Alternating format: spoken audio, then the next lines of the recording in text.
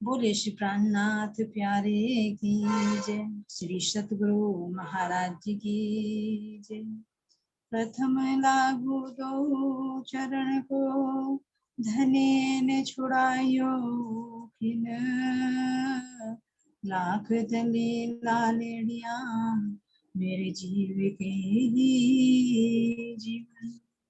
इन पाँव तले पड़ी रहूं, धने नजर खोलो बातुन, पलन वालो मित्र मेरे जीव के ही जीवन। श्री महमद चाहे चरण को, कर्मन सा वाचा कर्मन, आयो बैठो मेरे सब अंग, मेरे जीव के ही जीवन, मेरे जीव के ही जीवन। बोले श्री प्राणनाथ प्यारे की जय, श्री सतगुरु महाराज जी की जय। तो सुंदर साथ जी सतगुरु महाराज जी का ध्यान करते हुए आप अपनी सुरता को वहीं लेकर चलिए जहाँ हमारा प्रसंग चल रहा है। क्या कह रहे हैं कि हमने धामधनी से मूल मिलावे में बैठकर खेल की मांग की। तो कितनी बार मांग की हमने? 3 बार मांग की, और धामधनी में 3 बार ही मना किया। तो इसका कारण हमने जाना कि 3 बार ही क्यों किया, क्योंकि 3 बार ये खेल दिखाना था 3 खंड, ब्रज रास और जग। और 3 ही इसके कारण बन रहे थे कि हम अपने आप को भूलेंगे, अपने घर को भूलेंगे और अपने धामधनी को भी भूल जाएंगे। तो किस तरह से हमें फिर धीरे धीरे धीरे धीरे ब्रज में हमारे प्रेम की सुधि रही, ठीक है, बिना पहचान के भी वो प्रेम मौजूद था। रास में हमें अपने धामधनी की पहचान हुई, लेकिन घर की पहचान नहीं थी। अब तीसरे इस खेल में हमें अपनी भी पहचान करा दी, अपने स्वरूप की भी पहचान करा दी, और अपने धाम की भी पहचान कराई। तो इसीलिए कह रहे हैं कि अब उसी पर ध्यान लेकर चले जो हमारी वार्तालाप अपने परमधाम में हो रही कि धामधनी ने कहा, हम तो इसलिए भी रोक रहे हैं कि तुम सब हमको भी भूल जाओ। क्यों भूल जाएंगे? क्योंकि कहा कि यहाँ जैसी बुद्धि तुम्हारे अंदर नहीं है। तो बुद्धि का ही तो काम होता है याद रखना। तो यहाँ हम सौपन की बुद्धि में आकर फंसे, लेकिन परम धाम जैसी बुद्धि जो हमारी परम धाम की निज बुद्धि थी, उस निज बुद्धि में जो इसमें प्रेम ही प्रेम था, उस प्रेम में हम गलतान रहते थे। तो वो प्रेम की बुद्धि यहाँ पर नहीं, सौपन की बुद्धि में आकर हम फंसे। तो धामधनी तो पहले ही जानते थे, इसीलिए तो उन्होंने पहले बता दिया कि यहाँ जैसी बुद्धि नहीं रहेगी। लेकिन हमें कुछ भी नहीं पता था कि आखिर माया का प्रभाव कैसा होगा, धामधनी पास में होंगी तो हम क्यों भूल जाएंगे। ये नहीं पता था कि सौपन की बुद्धि कैसी होती है, वो कैसी हमारे ऊपर फरामोशी डालती। लेकिन धामधनी को सब कुछ पता था। तो कह रहे हैं कि यहाँ जैसी भी बुद्धि तुम्हारे अंदर नहीं रहेगी, इसीलिए तो हम तुम्हें रोक रहे हैं। देखिए, लाड़ जता रहे हैं और अंदर से प्रेरणा भी दे रहे हैं कि मैं अपने रोग को खेल। इसीलिए तो हम तुम्हें रोक रहे हैं कि तुम सब हमें भी भूल जाओगी। कि कभी तुम ये सोचो कि हम अपने आप को नहीं भूलेंगे, अपने घर को नहीं भूलोगे। हे दूर, मैं इसलिए भी रोक रहा हूँ कि मुझे तुम्हारे से इतना प्रेम है, इतना लाड़ है, और मैं नहीं चाहता कि तुम मुझे एक पल की लिए भूलो। तो मैं तो इसीलिए रोक रहा हूँ कि तुम मुझे भी भूल जाओ, और मैं नहीं चाहता कि तुम मुझे भूलो। क्यों? क्योंकि मैं तुमसे अथाह प्रेम करता हूं। तब हमने पुनः प्रियतम से विश्वास पूर्वक कहा कि जागतिक माया हमारा क्या बिगाड़ ले। हमने कहा कि हमारी ये जगत की जो माया है, इसका कोई अस्तित्व भी नहीं है, और हमारा प्रेम तो अखंड है, सत्य है। तो हम हमारा क्या बिगाड़ लेगी? क्यों? क्योंकि उस समय हम अपने धामधनी के उस प्रेम में, उस आवेश में सरोबार होकर नक्श सिक तक डूबे हुए ये शब्द बोल रहे थे। तो वास्तव में अगर हमारे अंदर वही बुद्धि, वही प्रेम रहे तो माया क्या बिगाड़? अगर हमारे अंदर परम धाम का वो प्रेम, वो विश्वास, वो धामधनी की अपार मेहर रहे, तो असल में माया क्या बिगाड़ती? कुछ नहीं बिगाड़ती। लेकिन कब बिगाड़ती है माया? जब धामधनी माया को हुक्म देती है। धामधनी माया को हमारे सम्मुख कर देते हैं और अपने से हमारे मुख को मोड़ देते हैं। हमारी दृष्टि को ये है कि हमारी दृष्टि को जब अपने से हटाकर खेल से जोड़ देते हैं, माया से जोड़ देते हैं, तो हम माया को देखने में इतने लीन हो जाते हैं कि अपने वास्तविक स्वरूप को हम भूल जाते हैं। लेकिन उस समय हम जागृत अवस्था में बोल रहे हैं, तो हमने कहा कि ये जगत की झूठी माया हम सत्य आत्माओं का कुछ नहीं बिगाड़े, और वास्तव में परमधाम की दृष्टि देखे तो कोई कुछ बिगाड़ ही नहीं सकता। ये तो धामधनी का हुक्म पाकर, धामधनी का बल पाकर ही ये हमारे ऊपर हावी हो रही है, नहीं तो ये नहीं कुछ भी बिगाड़ सकता अगर धामधनी का हमारे साथ में हो। तो हमने उस समय धामधनी को उस प्रेम से सरोबार होकर ये दावा किया कि ये जगत की माया हमारा क्या बिगाड़ने वाला। अब कह रहे हैं कि तो मने करत हैं हम, हमको भी भूलोगे तुम, तब हम फिर धनी सो कहा करसी हमको माया। तब हम मिलके कियो विचार, कहा एक दूजे को हो जो होशियार। खेल देखन की हम प्यासो कही, तब हम दो पर आज्ञा भी, तब हम दो पर आज्ञा भी। क्या कह रहे हैं कि फिर हम सबने मिलकर, जब हमारे अंदर ये रहा कि अरे माया हमारा क्या बिगाड़ लेगी, जब कह रहे हो कि मैं तुम्हारे साथ में रहूंगा, तुम्हारी मैं साहेदिया भेजूंगा, मैं तुम्हें श्यामा जी को भी भेजूंगा, मैं खुद भी आऊंगा, तो भला हमारा माया क्या बिगाड़, कुछ नहीं बिगाड़। लेकिन फिर धामधनी ने कहा कि तुम अपने आप को भी भूल जाओगी, तो हमने क्या युक्ति लगाई, एक दूसरे से हमने वादा कर कि जब धामधनी ये कह रहे हैं ना कि तुम एक दूसरे को भूल जाओगे, तो हमने आपस में सलाह कि धामधनी हमें ऐसा कह रही कि हम एक दूसरे को भूल जाएंगे, तो सखियों एक युक्ति लगाओ। कि क्या युक्ति लगाओ, कि जो तू भूले तो मैं तुझे पल में दूं बताए, और जो मैं भूलू तो तू मुझे पल में दियो तुरंत दियो जवाब। ये आपस में हमने युक्ति की। कि धामधनी कह रहे कि तुम आपस में भी एक दूसरे को भूल जाओ, तो हमने कहा तुम अभी से ये वादा करो। देखिए हम वादा करके वहीं से चले, कितना प्रेम था, कितनी एक दिली थी हमारे। लेकिन यहाँ माया में फंसकर क्या हो कि अगर जो तू जागे या तू परम धाम की तरफ को चले तो मैं तेरी टांग तोड़ कर खींचूं, ना तो काटू ना मैं तुझे काटू, ना मैं तुझे भक्ति करने दूं ना मैं करूं।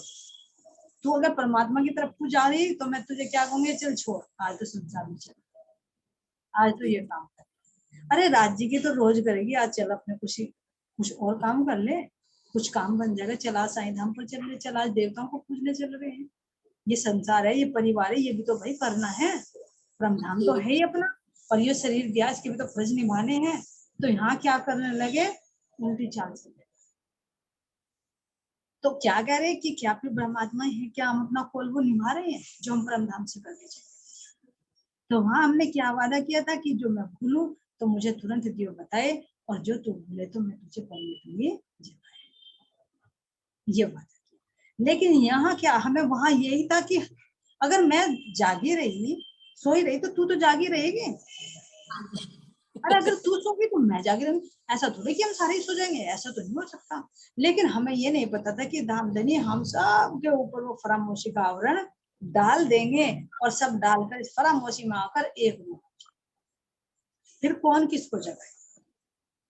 तो इसलिए कोई किसी को फिर नहीं जगा, और यह कॉल भी अधूरा रह गया। लेकिन इस कॉल को पूरा करने का सौभाग्य, पूरा करने का मौका धामधनी ने जागने के ब्रह्मांड में दिया कि अगर मैं किसी रूह को जगा रहा हूँ तो फिर उस रूह को वचन दिलवाते हैं कि तू वचन दे, जब ये सुख दे ब्रह्म सृष्टि को तो मैं आमना। अगर तू जागृत हो गई है तो जागृत होकर तू ये सुख दूसरी रूह को दे, उस कॉल को तू अपना पूरा कर, मैं तुझे चांस दे रहा हूँ। तो देखिए ये भी तो प्रेम है था। पहले तो हम सब भूल गए थे, लेकिन अब जिसको रूह धामधनी जागृत कर रहे हैं तो उसको कॉल दिला रहे हैं कि तू फिर इस सुख को दूसरों को, एक दूसरे को जगाओ, जागो और जगो।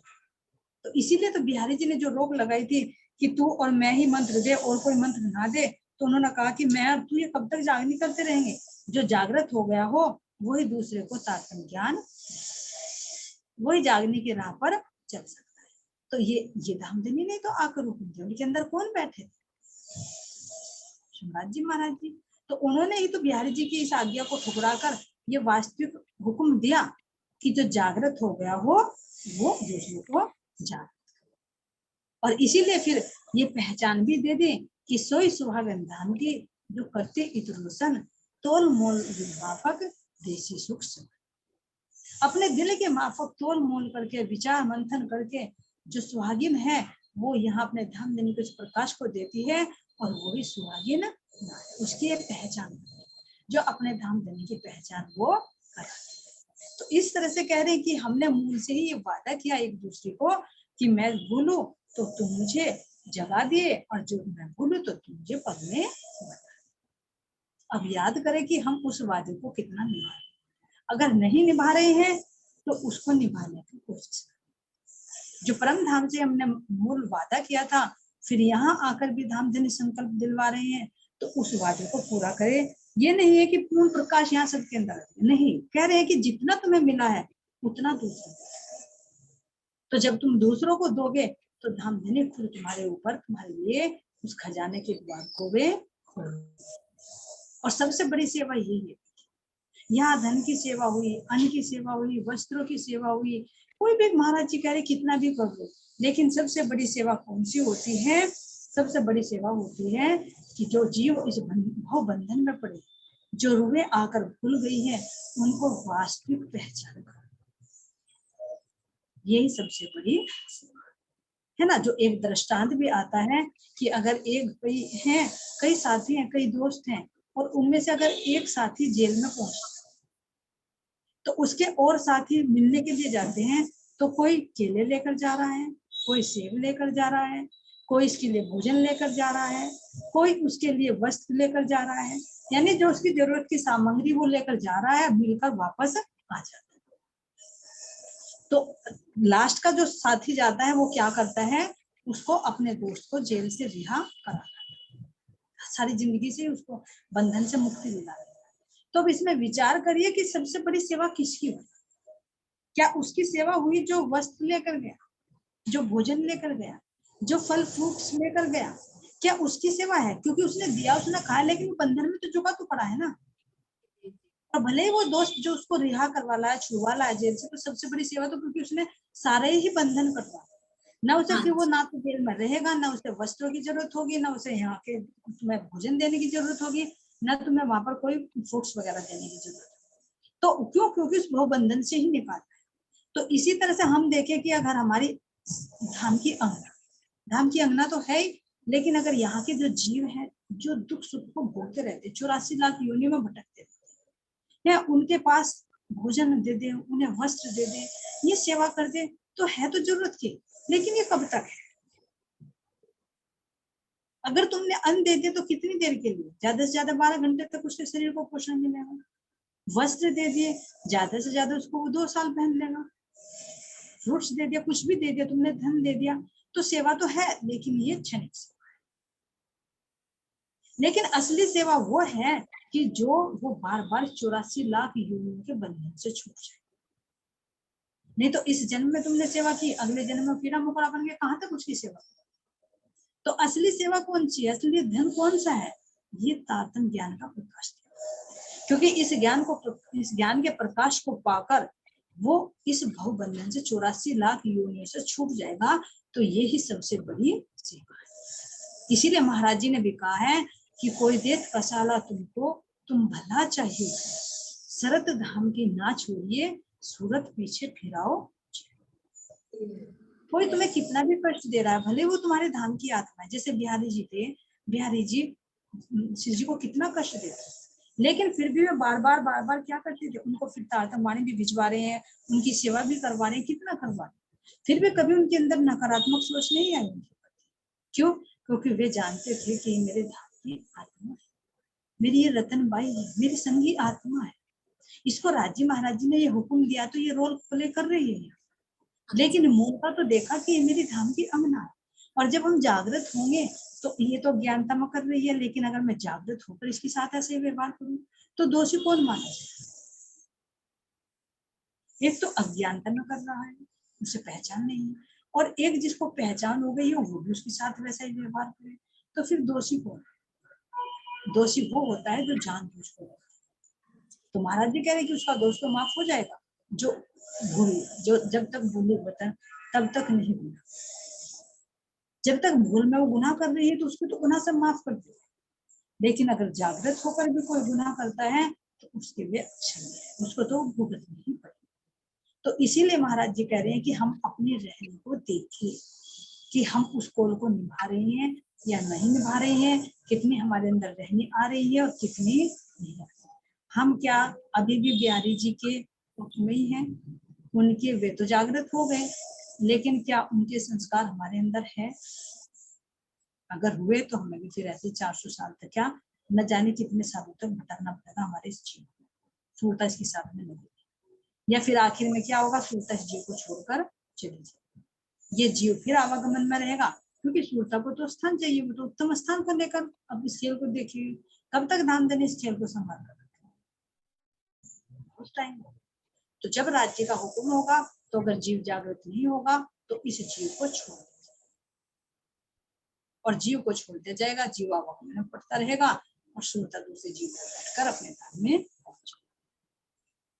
तो इसीलिए अब कह रहे हैं यहाँ पर कि फिर हम सब ने मिलकर विचार किया और एक दूसरे से कहा कि हम सब सावधान रहना।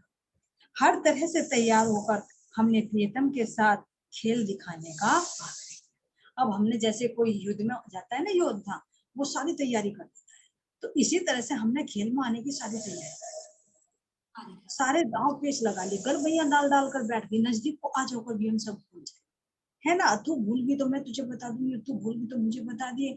और देखो धामधनी कह रहे ना, मुझे देख, मुझे भूल जाओगे तो नजर गड़ा लो उनकी नजर, एक पल की आंखें बंद मत करना, धामधनी को ही देखते रहना।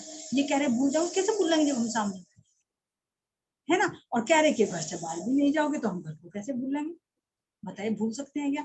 जब हम यहीं बैठे हैं तो यहाँ बैठे बैठे घर को कैसे भूल जाए? तो हम धामधनी जब हमारी नजरों के सामने है, उनको घेर कर बैठ जाओ, देखिए कहाँ जाए, तो हम सब उसमें घेर कर बैठ, ये कारण बना घेर कर बैठ कि धामधनी कह रहे कि मुझे भूल जाओगी, तो भूल कैसे जाएंगे, हम चारों तरफ से घेर कर बैठ जाएंगे, चारों तरफ से आगे से भी पीछे से भी हम आपको देखते रहेंगे, हम भूलेंगे ही नहीं। और कह रहे कि अगर हम एक दूसरे को भूल गए तो हे सखियों गलतियां डाल लो, तो धामधनी को तो नजरों से बांध लो, है ना, और आप उसमें हम जागृत होने के लिए गलतियां डाल, तो अगर भूल भी गए कदाचित तो एक दूसरे से वादा कर रखा है तो उसको देखेंगे। तो इस तरह से हम अपने वस्त्र और आभूषण से सुसज्जित होकर धामधनी से मीठी मीठी बातें करते करते इस खेल में आने के लिए हम तैयार। तो अब क्या कह रहे हैं, हमने धामधनी से प्रियतम से खेल दिखाने का आग्रह किया, तब अक्षर ब्रह्म को खेल रची और हम सबको उसे देखने की आज्ञा दी। तो हम सब तैयार हो गए, तो तैयार होने से पहले ही राज्य महाराज जी ने हमें कहा कि चलो मूल मिला बैठे। तो जब ये बातें हो रही है तो अक्षर ब्रह्म को हुक्म दिया कि तुम सृष्टि बनाओ। तो वो जब हम तैयार हो गए, तो तैयार होते होते जब धामधनी के अंदर आया कि खेल दिखाए, तो हमारी भी वृत्ति खेल पर आ गई, राज्य महाराज जी की वृत्ति भी खेल पर आ गई।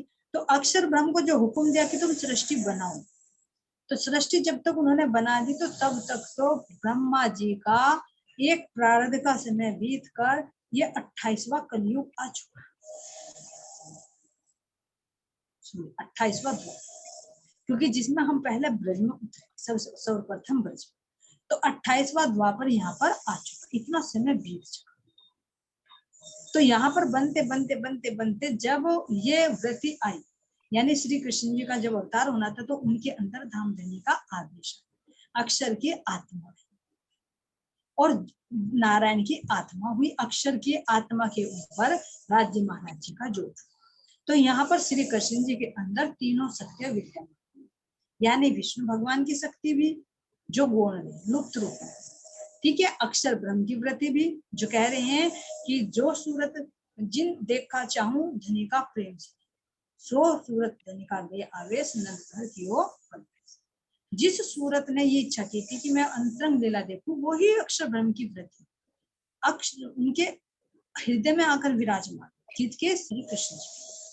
और उस आत्मा के ऊपर धाम धनी का जोश, आत्म अक्षर जोश धनी धाम। तो श्री कृष्ण जी के अंदर ये 3 शक्तियों ने प्रवेश यहाँ पर किया। और जो ब्रज में गोपियां थी, उन गोपियों के अंदर हम आ गए, और जो राधा रानी थी उनके अंदर श्यामा जी। और हम अपने घर को भूल गए, धाम को भूल गए, अपने आप को भूल गए, लेकिन जो श्री कृष्ण जी यहाँ प्रकट हुए उनसे प्रेम की लो लगी रही, वो प्रेम बना रहा। तो इसीलिए कह रहे हैं कि अक्षर ब्रह्म को खेल रचने की इच्छा, तो उन्होंने खेल रच दिया। रचने पर इतना समय बीत गया, क्योंकि ऊपर का समय तो वो सोई घड़ी सोई पल है। तो ऐसे कहा कि कल भी कहा कि अक्षर ब्रह्म के तो चतुर्थ अंश में करोड़ों ब्रह्मांड बन जाते हैं, मिट जाते हैं।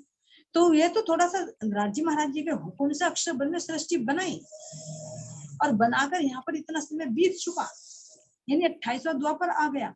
तो इस 28वें द्वापर में हम वे धाम के संग में आए। तो इसलिए कह रही हैं कि अक्षर ब्रह्म को खेल रचने और हम सबको खेल देखने की आगे। इस तरह सृष्टि रचना की 2 भिन्न कारण, ये है 2 भिन्न कारण। कह रहे हैं ये कहे 2 भिन्न भिन्न खेल देखन के 2 कारण, उपजा मोह सूरत संचरी, खेल हुआ माया विस्तरी, खेल हुआ माया विस्तरी। इस तरह सृष्टि रचना के 2 भिन्न कारण कहे गए।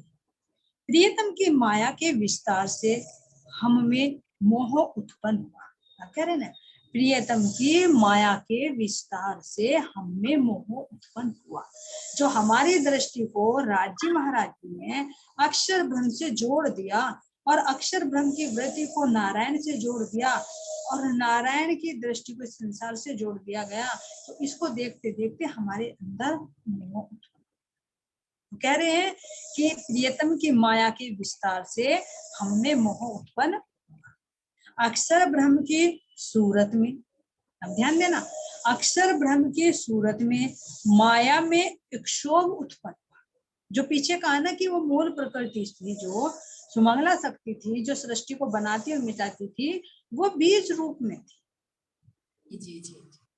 तो जैसे राज्य महाराज जी का हुक्म हुआ तो उसके अंदर वो भी ध्यान अवस्था में चले गए। जैसे हम अपने मूल मिला में ध्यान अवस्था में बैठ गए, इसी तरह से अक्षर ब्रह्म भी अपने रंग महल में ध्यान अवस्था में बैठ। और अक्षर ब्रह्म के अंदर जो मूल प्रकृति पड़ी हुई थी, उसमें हलचल, कह रहे क्षोभ उत्पन्न। तो क्षोभ उत्पन्न होगा तो वो क्रियाशील होगी। कैसे होगी?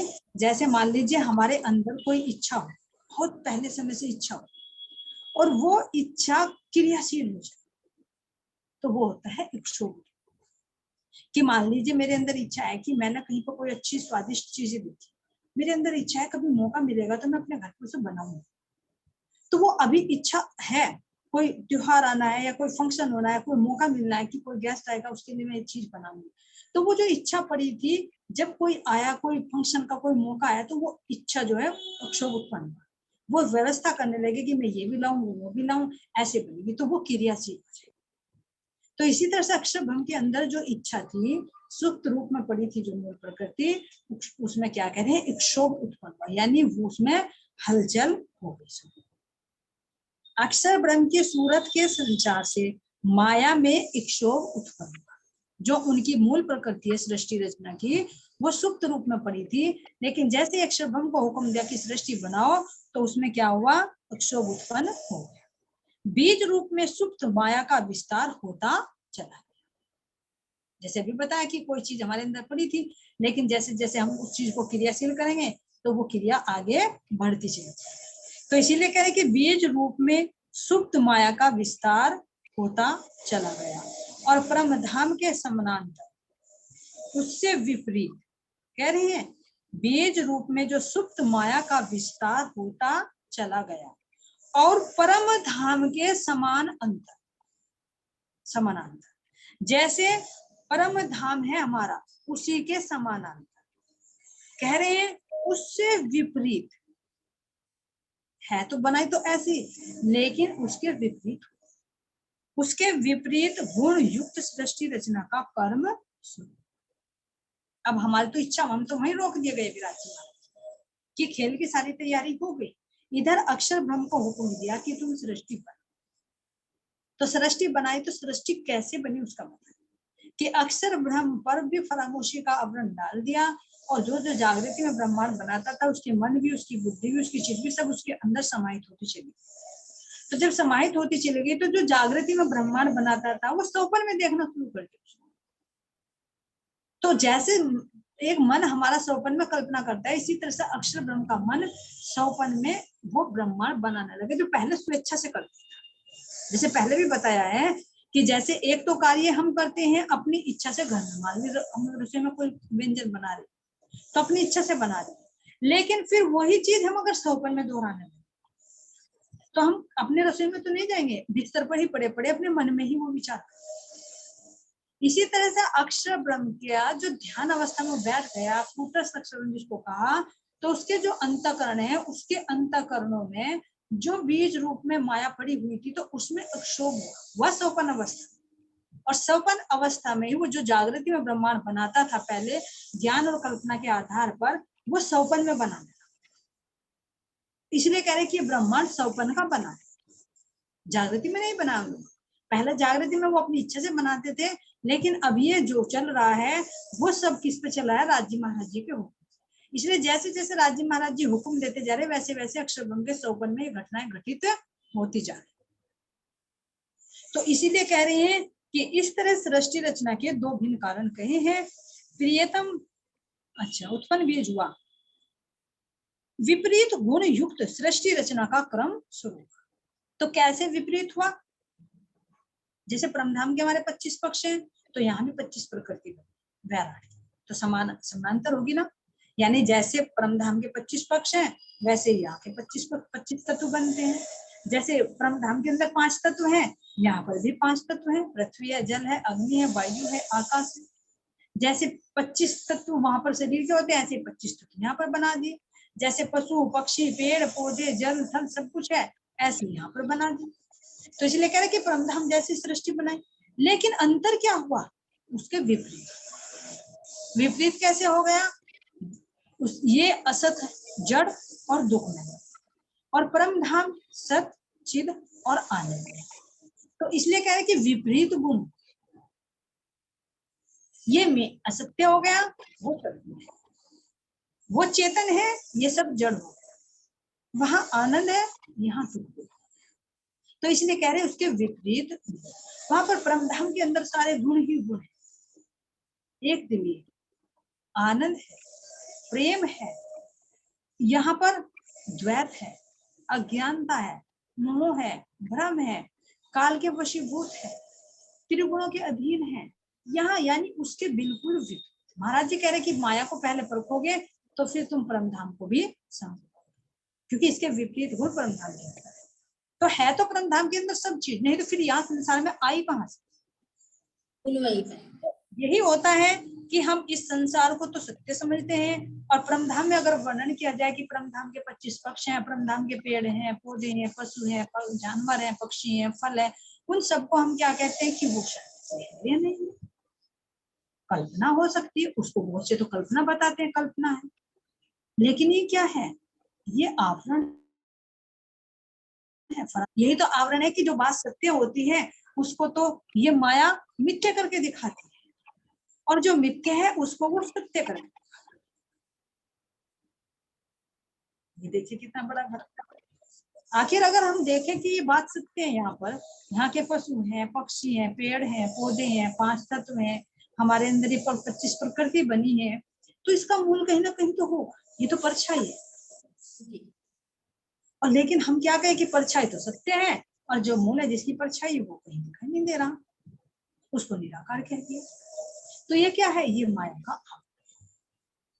अगर प्रैक्टिकल में भी देखें तो अगर हम स्वप्न देखते हैं तो स्वप्न में क्या चीज देखते हैं? जो हम रियलिटी में देखते हैं वही तो हमें स्वप्न में दिखाई देती है, और हम कहने लगे कि जो असल में चीज है वो तो नहीं है, जो स्वप्न में देखते ये सत्य है।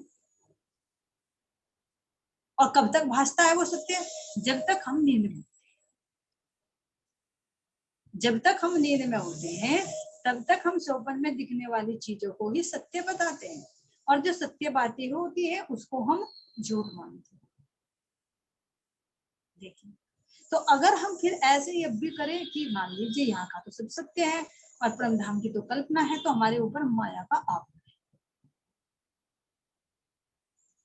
नहीं, तो ये देखिए कि परम धाम असल है और उसका ही प्रतिबिंब बनाया धाम हमें दिखाया। वो सत्य है तो ये झूठा बना दिया, बनने बैठने वाला बना। तो जब सृष्टि सारी लय हो जाएगी तो फिर कहाँ रहेगा इसका?